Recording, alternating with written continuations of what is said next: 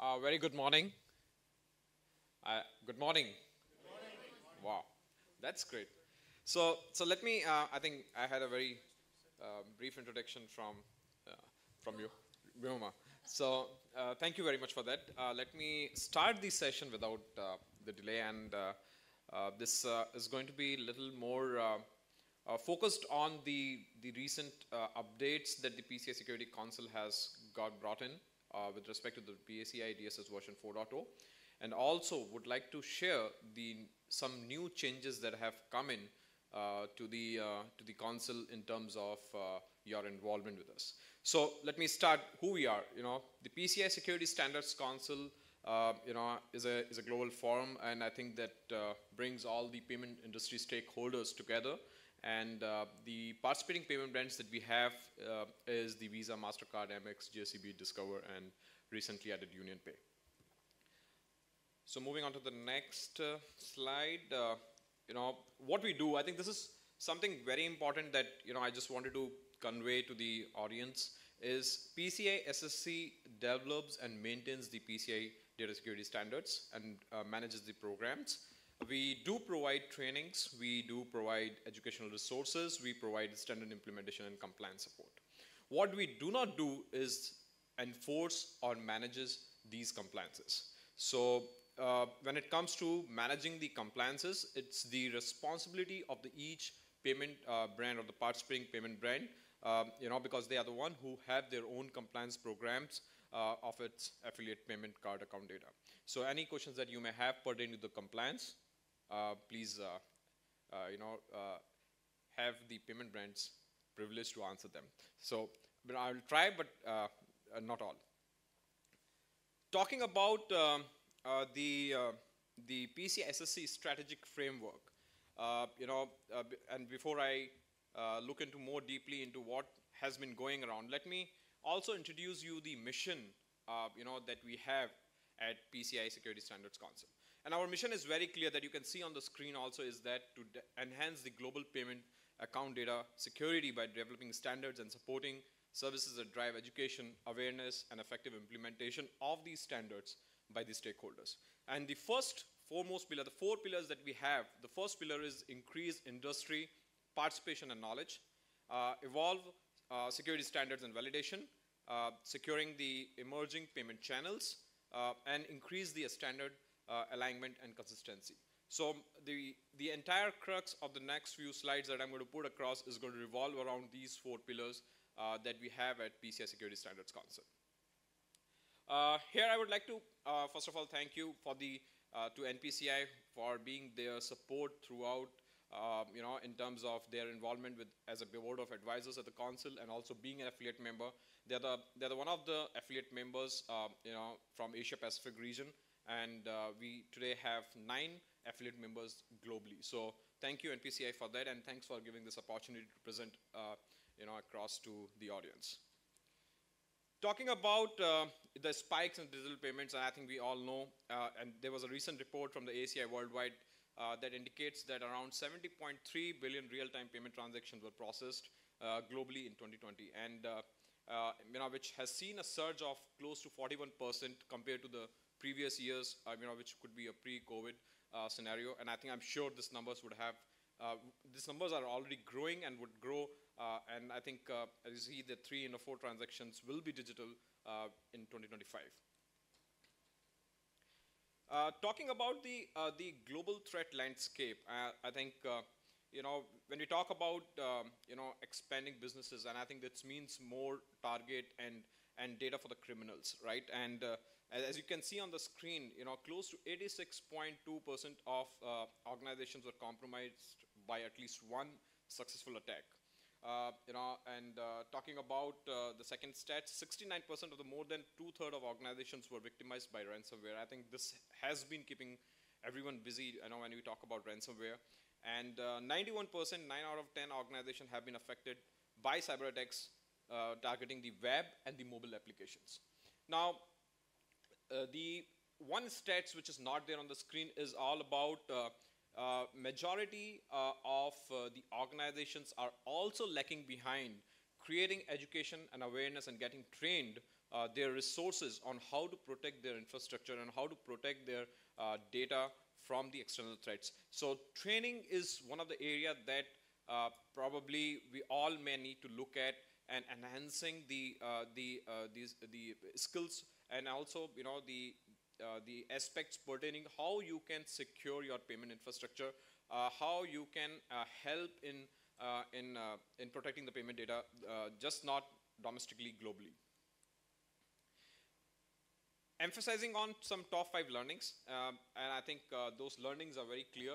The first learning is around securing the vulnerable loopholes, which probably highlights on the vulnerabilities which have the CVSS score of 6.5 and higher, should be mitigated immediately, and you should also run a data discovery and a classification tool across your organization.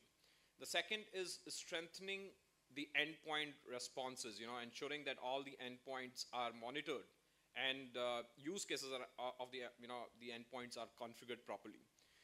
Deploying intelligent monitoring is the third learning that we can all talk about. Ensuring the monitoring activities covers the entire technology infrastructure, just not specifics, and deploy some machine learning based anomaly detection tools. Fourth is on setting up the diligent access management, probably performing periodic reviews on your applications, do the audits properly. I think that's more important. Having access management is critical. Executing a proper incident response plan is more important, in terms of understanding if something goes wrong, what are the next steps that you need to take, and having this incident response and forensics built within the organization, teams would help in securing your payment infrastructure. Talking about the PCI Security Standards Council, I think the screen that you see, we have 15 data security standards today, and all the actors that you see on the screen, starting from issuer to merchant, the vendors, or the solution providers, acquirer, processor, issuers, they have to adopt to these standards. Not necessarily all the standards are required to be adopted by the payment actors in the ecosystem, but definitely each actor has a role to play. For example, an issuer would have to look for PIN security as one of the standard, card protection physical, card protection logical. Talking about the token service provider, TSPs, when you come to the merchants and the solution providers and the vendor, there's a bouquet of standards that you have to look at, which is starting from PIN, transaction security, payment application data security standard, which definitely is is retired now, and probably we also stopped accepting new application on PADSS. It's getting migrated to PCI SSL, which is software security framework. Point-to-point encryption, PCI 3DS, PCI CPOC, SPOC, and the list goes on. Now, when I talk about these standards, again, the compliance to these standards are being enforced by the payment brands, participating payment brands. So in case you have any concerns or queries pertaining to the compliance program to the standards, you may have to reach out to your respective payment brands or payment network. Sure. Moving on to the next slide, and here I'm going to talk more about the PCI DSS version 4.0 and the updates on the mobile payment on cards standard. So here, before I get into the changes, just wanted to highlight, which is self-explanatory, we have gone through 3 major RFCs, requests for comment from the global industry. The first RFC has seen current comments on around 3,000 comments from 153 companies. We had RFC 2, which has seen 1,800 comments from 124 companies. We have 1,300 comments from 87 companies in RFC 3. Now, overall, we have received close to 6,000 plus feedback from 200 plus unique companies. So this is the upgradation to the standard version 4.0 has been possible because of this massive feedback that we have received globally from the global companies across, and that helped us evolve and make the PCI DSS version 4.0 more robust. The 4 goals that we have taken as one of the consideration is ensuring the standard continues to meet the security need of the payment industry. Adding flexibility is one of the key goals that we have taken into consideration, and promoting security as a continuous process as well as the another goal that we have taken as one of the benchmark, and enhancing validation methods and procedures which I'm going to talk about. So now the validation methods have got evolved. Initially, it was just a defined approach, what we give you as a standard, but now we also have come up with the customized approach, which I'm going to talk in my next few slides. So the evolution has happened to the PCI DSS version 4.0, and which requires the industry to get educated, understand, aware on how the implementation to the version PCI DSS version 4.0 would help them in protecting the payment data. So as you see on my screen, the 12 requirements, these 12 requirements ideally remain the same, but also what we have done, we have evolved on the requirements. Requirement number 1, which talks about install and maintain network security control. So we updated here the firewall technology. Terminology, for that, this firewall terminology has been evolved here, and we are now talking about network security controls. The requirement number 2, when we talked about defaults, now we have evolved that to apply secure configuration to all system components. So just not the default passwords or the usernames that you need to take care of. Protect account data. So we are talking about protect stored account data. So the evolution on when we are talking about the card data, it has evolved to the account data now. It's just not the card data. Protecting the cardholder data with a strong cryptography during transmission over open public networks. Requirement number 5 now has also evolved from protect all systems and networks from malicious softwares. Requirement number 6, specifically, we have included software as we are moving from PCI DSS to PCI SSL, which is your software security framework. So the standard requirements are also evolving when it comes to PCI DSS standard, and the software is one of the key areas that is going to be considered in protecting the payment data. So requirement number 7, restrict access to the system components and cardholder data by business need to know. 9 and 8 and 9 remains the same. Identify users, authenticate users to system components, restrict physical access to cardholder data. Requirement number 10 talks about log and monitor the all access and system components and cardholder data. Requirement number 11, test the security of systems and network regularly. And last requirement, which has got little evolved drastically, is supporting the information security with the organization policy and program. So this is what the 12 requirements looks like. They are still there, but they have evolved drastically, and there are some major changes to these requirements when we go in depth. Talking about validating to PCI DSS, I think it's one thing that the industry has always been looking forward. How should we? Because there are always a challenge when the organizations see in terms of implementing the PCI DSS requirements. So talking about the defined approach, I think the defined approach is very straightforward, where you have the standard, we have the approach defined, and you follow those approaches and then implement the PCI requirements. Where the QSA comes in, assess your environment, and you follow the standard requirements of what's been mentioned in the standard, and then you are done with that. So what we have done is we have evolved validating the PCI DSS version 4.0, and we have added flexibility with different methodologies, the kind of emerging technologies that we are seeing. So we have also come up with the customized approach, and the entities can now define and implement the controls based on their risk appetite and the kind of the new emerging payment channels they may be seeing, or probably the new emerging technologies they may be using. They can now use the customized approach as one of the options to validate your PCI DSS standard version 4.0.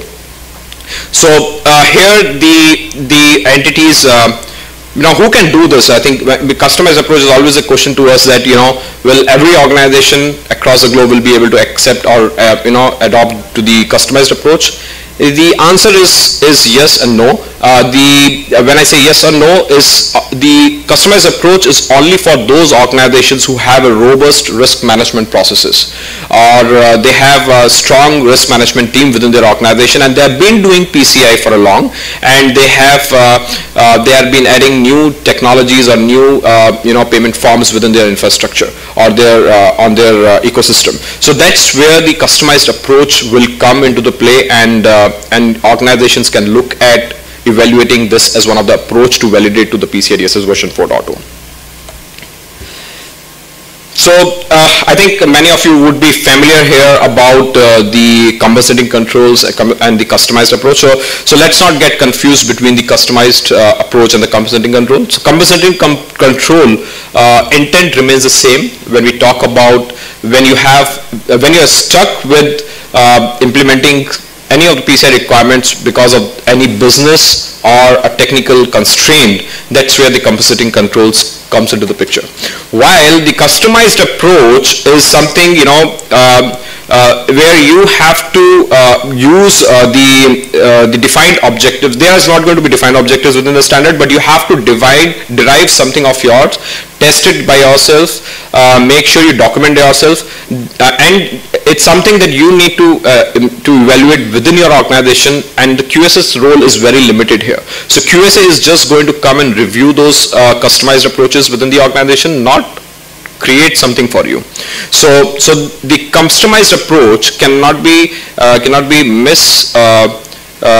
understood with the compensating controls. Compensating controls have a different intent altogether. They are still there with the standard, but the customized approach is where you have to use the standard in terms of meeting your new set of requirements that have generated because you are using some new technologies, or you are deploying something on a cloud infrastructure, or you are probably trying to build a new application altogether to protect the payment data.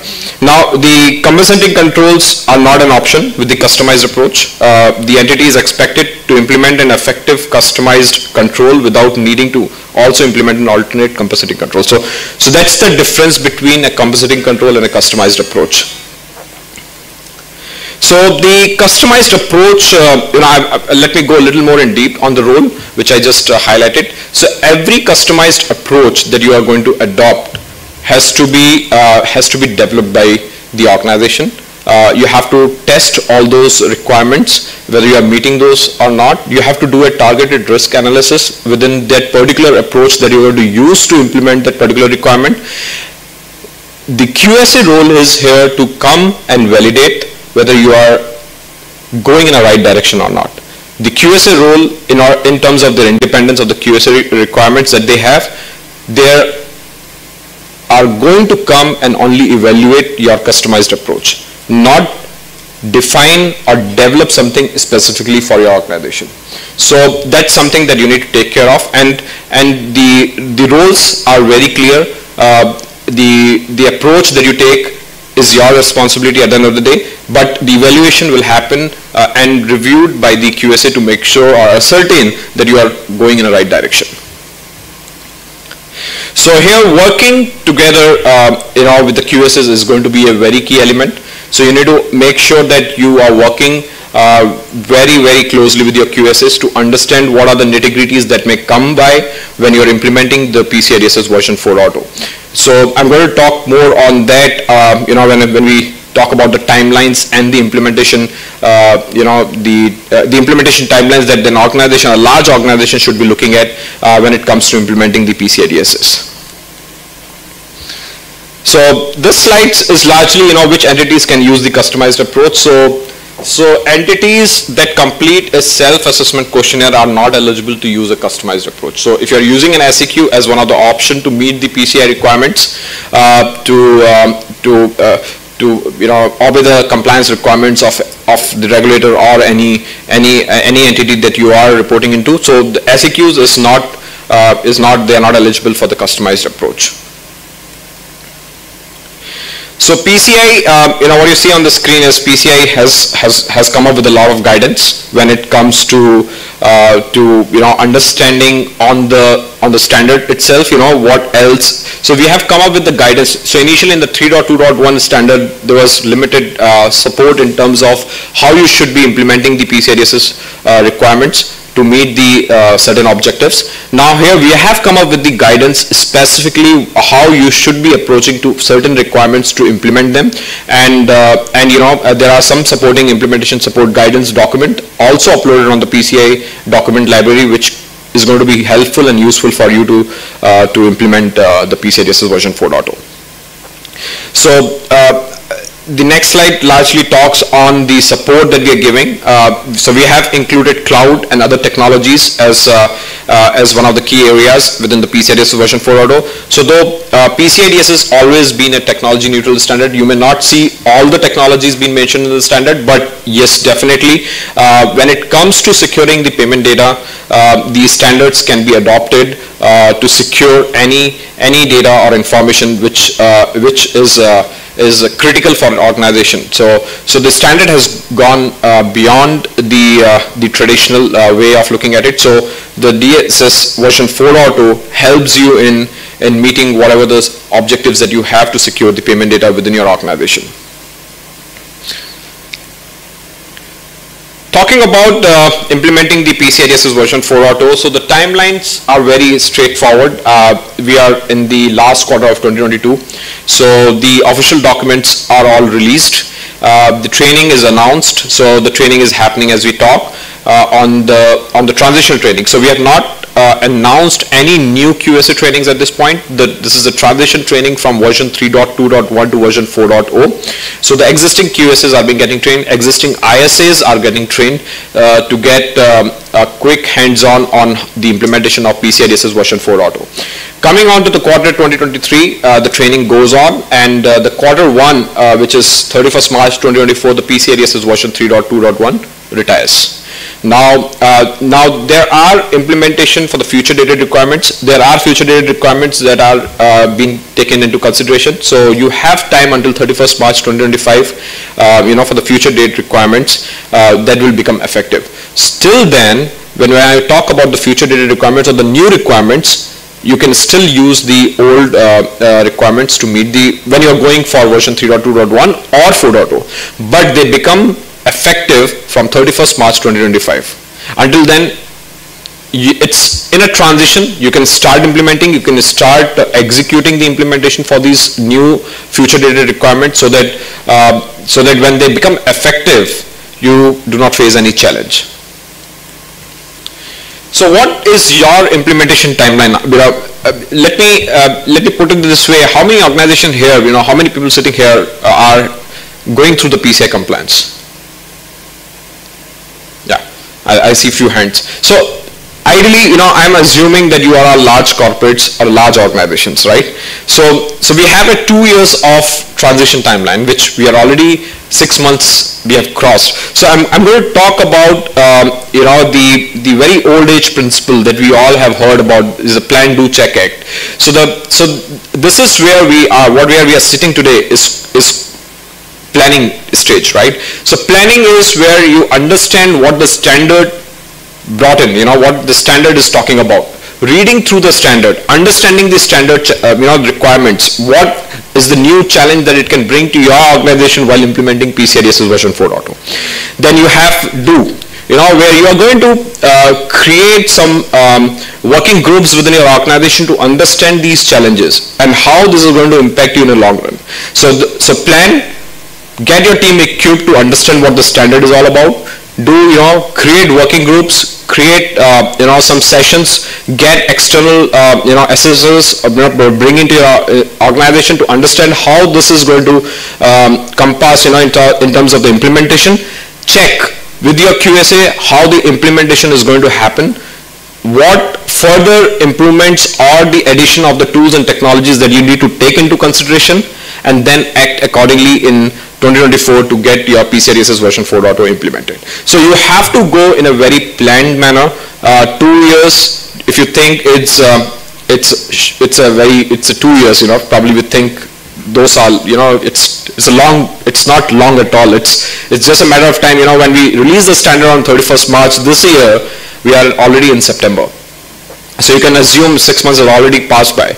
And it's very important, and that's where I would like to emphasize on, if you are executing and if you're planning to adhere to the timelines when the PCI DSS version 3.2.1 retires and you are transitioning from 3.2.1 to version 4.0 in a seamless manner, you may have to adopt to an approach which is plan, do, check, and act. And make sure that you are not non-compliant to any of the regulatory requirements. So talking about what we have been working on recently, we have been working on the new standard on the mobile payments. So the mobile payments on COTS is going to be released as we talk, in December this year.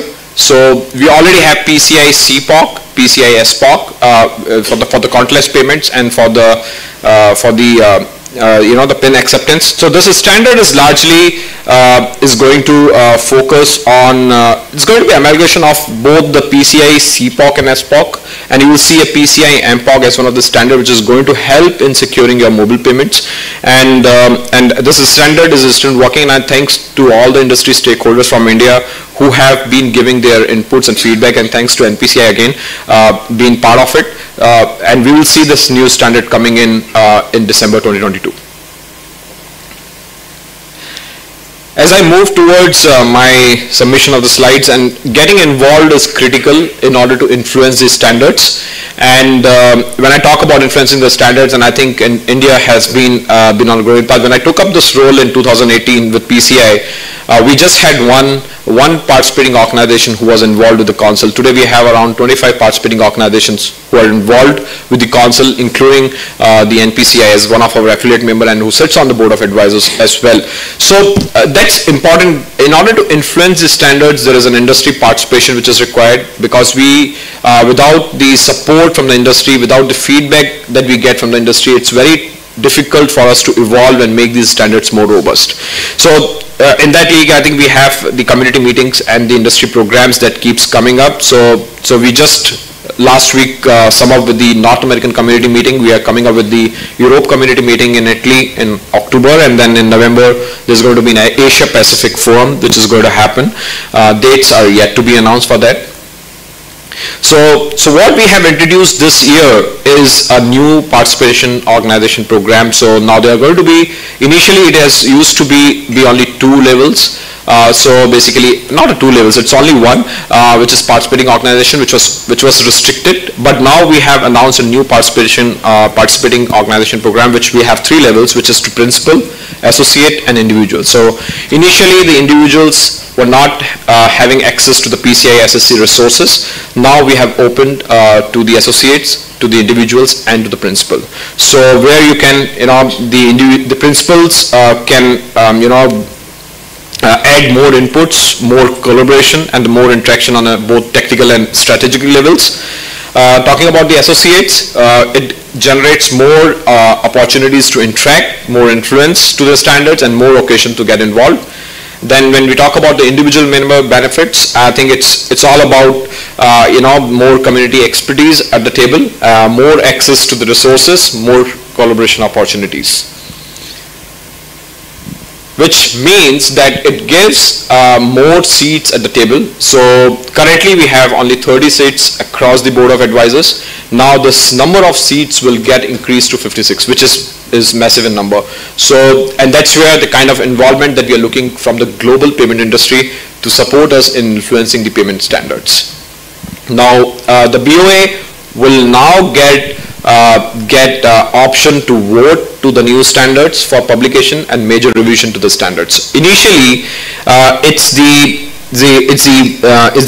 PCI Security Standards Council who are deciding on what standards that we need to develop with the support from the participating payment brands. But now this is going to get changed. Now the new standards publications would decide on what the board of advisors inputs says. So it's all now been back to the industry. If India as a country wants a new specific standard to be worked out for the global perspective, definitely the answer is yes. And I think that's where the more involvement and the opportunities will open the door for the Indian payment industry to help us in developing these standards to secure the payment ecosystem. At the PCI Security Standards Council, we have a couple of trainings which can help you in enhancing your skills in terms of securing the payment data. So we have a PCIP, which is a Payment Card Industry Professional Certificate, and which is an individual qualification for implementing and maintaining the PCI DSS to secure your cardholder data. So this certificate remains with you. It remains with you for 3 years, and it helps you in overall archiving your growth within the organization, as well as helping organizations secure the payment data. The second that we have is ISA in addition to the QSA. So ISAs helps you so ISAs are almost equal to the QSAs, but if you're ISAs within the organization, then it helps you in running your own show. Means you can audit your environment, you can understand the challenges that you may have, what probably the QSA may come in and probably will tell you, and certainly you have some, you don't get time, because when you bring in the QSAs and they come up with their implementation challenges, you take some time to implement them. But this is something can be avoided when you have the ISS within. So ISS can do the similar audits like the QSA does, and because they have been trained equally, the QSs and ISAs are trained by the same trainers, same platform, same content, and also the good part is that ISAs can sign off on the reports. With that, probably I would request everyone to participate. If you're looking at joining council in some way, please do send us an email at participation@pcisecuritystandards.org, and we would be glad to help you. Thank you very much. Any questions, anybody? To ask any question if you have. Yeah? Any questions? Hi, Nitin. Yeah, hi. Hi, this is Sarat. Hi. So, very good presentation. So one thing that I'm thinking about is, when you see a cardholder data breach, from different organizations, as a council, are you actually going back and seeing what was the gap, why this was happening, even though they are PCI compliant and all that? Yeah, see, it answered this question. I think, as I said, this is more towards the compliance, because it's the participating payment brands or the payment networks. They're the one who run the compliance programs. As I said, we develop the standards, right. We manage these standards. That's the role. Yeah. But we have a program called Payment Forensic Investigator, which is PFI, right? Payment Forensic Investigator role is to get involved in these payment data breaches that happen and submit the reports to the payment networks. But what we get is an appendix which talks about certain requirements which were not met. Now, based on that inputs that we receive, we take those feedbacks into consideration and we try to see how we can evolve these standards, and we float the RFCs to the industry, where the industry people come in and they contribute to the feedback. Now, initially it was a lot of restricted, but as I said, this is open to the public, which is now an individual even can join PCI Security Standards Council today and provide those inputs and feedback, in addition to the associate and the principal members that we will have. Now, having said that, if I have to talk about the basics, and the top 3 learnings have been why these data breaches happens are the 3 reasons. One, if you have you don't have a strong password. The second is your insecure remote access, and third is largely when you are not updating your systems with the latest patches. And these are the 3 basics. There's no rocket science to why a data breach happens, but these are the 3 basic things. If an organization is able to take care of, then we can avoid those breaches. And I think one important thing that we have taken into consideration in the standard PCI DSS version 4.0 is evolving the multi-factor authentication requirement. So this has evolved drastically from what you have been seeing in the version 3.2.1. Okay, got it. Yeah, thank you. Yeah.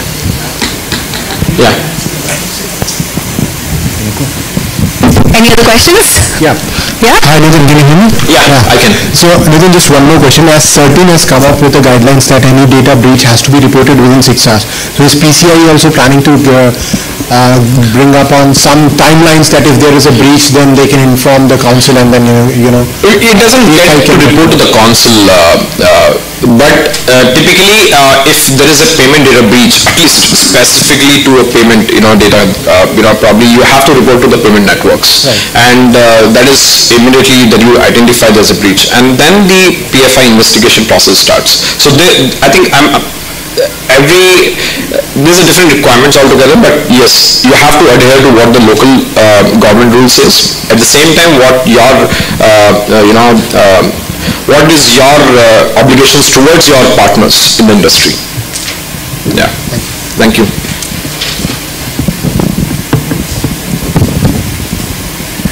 Okay, you mentioned about ISA just now, right? So is it like building our internal talent to do the ISA, or is it similar like what we're doing for the QSA?